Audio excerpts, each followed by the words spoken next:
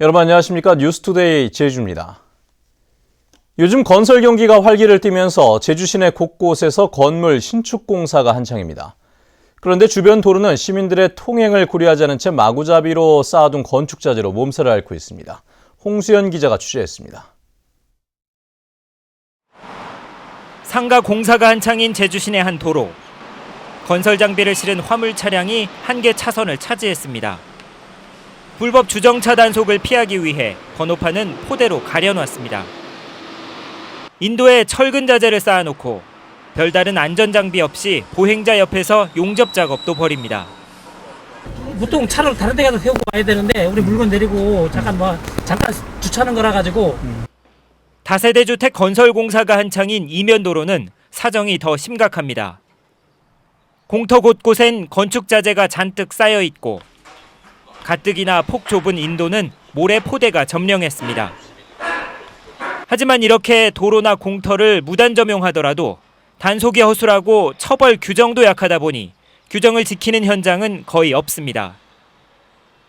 단속에 적발된 경우에도 도로가 파손되지 않은 이상 3.3제곱미터에 과태료 5만 원만 내면 그만이기 때문입니다.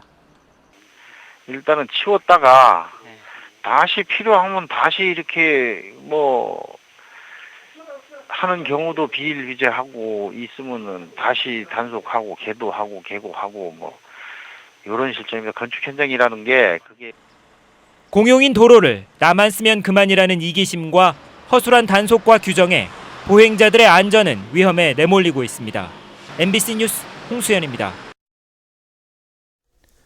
환경영향평가심의위원회가 심의자료 비공개 규정을 만들어 논란이 되고 있습니다.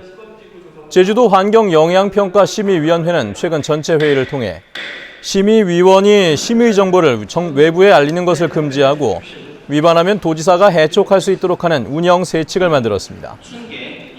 환경단체들은 환경영향평가서는 주민 공람하는 공개 자료로 내부 자료 유출로 모는 것은 환경단체의 활동을 위축시킨다며 반발하고 있습니다. 제주 바다에는 해마다 2만 톤의 해양 쓰레기가 중국과 다른 지방에서 밀려오는데요. 양이 워낙 많아 절반도 치우지 못하는데 정부가 전문 처리 시설을 짓기로 했습니다. 김찬년 기자의 보도입니다. 어린 학생들과 교사, 시민들이 바다 청소에 팔을 걷어붙였습니다. 커다란 고기잡이 도구뿐만 아니라 바위 틈에 있는 작은 생활 쓰레기까지 꼼꼼히 챙겨 포대에 담습니다. 생각보다 쓰레기가 많고 다음부터 쓰레기를 버리지 않겠다는 생각이 들었어요. 제주도는 계절풍과 조류의 영향으로 중국과 남해안 등에서 연간 2만 톤에 이르는 해양 쓰레기가 밀려오고 있습니다. 이 가운데 40% 정도는 공공근로로 치우고 있지만 분리수거가 어려워 다른 지방 전문업체에 맡기고 있으며 처리 비용만 연간 23억 원이 듭니다. 나머지 절반 이상의 쓰레기는 그대로 방치되거나 불법 소각되면서 심각한 환경오염을 일으키고 있습니다. 사실 쓰레기를 소각하면 그 피해는 고스란히 주민들이 그 대기오염 물질이라든지 해양오염을 통해서 다시 자기들이 먹게 되는 것과 꼭 같거든요. 이런 가운데 정부는 제주의 해양 쓰레기 종합처리장을 짓기 위한 사업비 260억 원을 내년 정부 예산안에 편성해 국회에 제출했습니다. 제주도는 예산안이 국회를 통과하면 2018년까지 전문 처리 시설을 지을 계획입니다. MBC 뉴스 김찬년입니다. 세금을 전혀 내지 못한 직장인 비율이 제주가 전국에서 두 번째로 높은 것으로 나타났습니다. 국세청 국정감사 자료에 따르면 지난해 제주 지역 근로소득자 가운데 세금을 전혀 내지 못한 이른바 과세 미달자 비율은 35.8%로 전국에서 두 번째로 높았습니다. 제주 지역의 과세 미달자 비율이 높은 것은 임시직과 비정규직 일자리가 많아 수입 자체가 적기 때문에 비용을 빼면 세금을 낼 만한 돈이 남지 않는 경우가 많기 때문으로 풀이됩니다.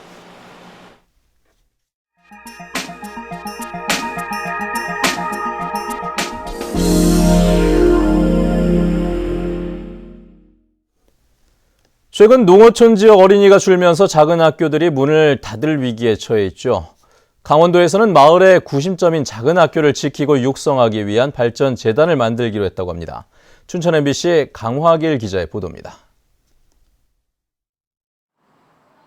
5년 전만 해도 학생 수가 50명까지 줄었던 춘천시 동산면의 한 작은 학교. 올해는 66명까지 늘어났는데 전체 학생의 절반 이상은 도시에서 전학 왔습니다. 영어 원어민 회화와 오케스트라, 골프 등 특화된 방과 후 활동을 펼쳐 도시 학생들을 끌어들였습니다. 중요한 것은 학생들이 늘어나면서 마을도 변하기 시작했다는 점입니다. 시골에서 가라앉을 때 이런 분위기가 애들이 점차 많아지면서 많은 활성화를 띠고 있는 것 같아요. 이처럼 마을에 활력을 불어넣어 공동체를 유지시키는 작은 학교를 체계적으로 육성하기 위한 조직체가 마련됩니다. 이른바 작은 학교 발전재단입니다. 강원도교육청은 10월에 공청회를 열고 11월에 조례를 만들 계획입니다. 재단 기금은 교육청과 지자체, 기업체 등의 출연으로 300억 원을 조성하기로 했습니다. 작은 학교 학생들의 어떤 복지 지원, 환경 개선, 그리고 작은 학교의 학생들의 어떤 꿈과 끼를 키울 수 있고 찾아갈 수 있는 그런 방향 모색에 쓰여질 예정입니다. 통폐합 위기에 처한 학생 수 60명 이하의 강원도 내 270개 소규모 학교를 살릴 작은 학교 발전재단은 내년 3월에 출범합니다. MBC 뉴스 강화길입니다.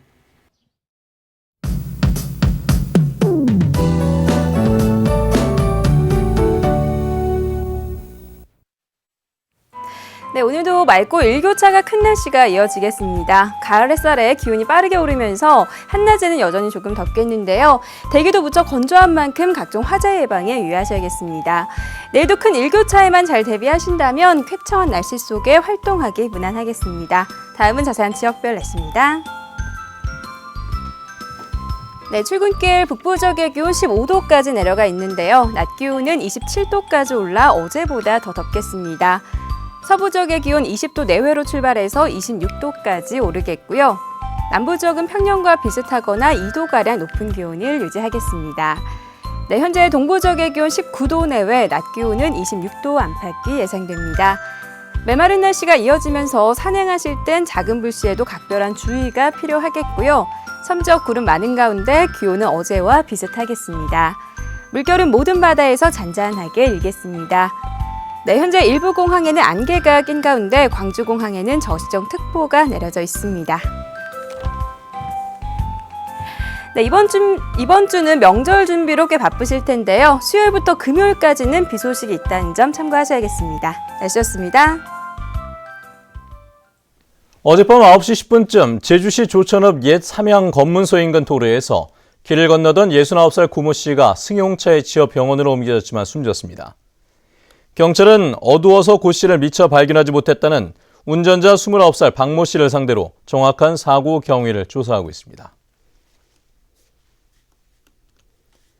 제주 지역 초중고등학교 10곳 가운데 3곳 이상이 학교 주변에 성범죄자가 살고 있는 것으로 나타났습니다. 교육부에 따르면 학교 반경 1km 이내 성범죄자가 거주하고 있는 초중고등학교는 67곳으로 전체 학교의 35.3%로 조사됐습니다. 초등학교가 39곳으로 가장 많았고 중학교 18곳, 고등학교 9곳 등이었습니다.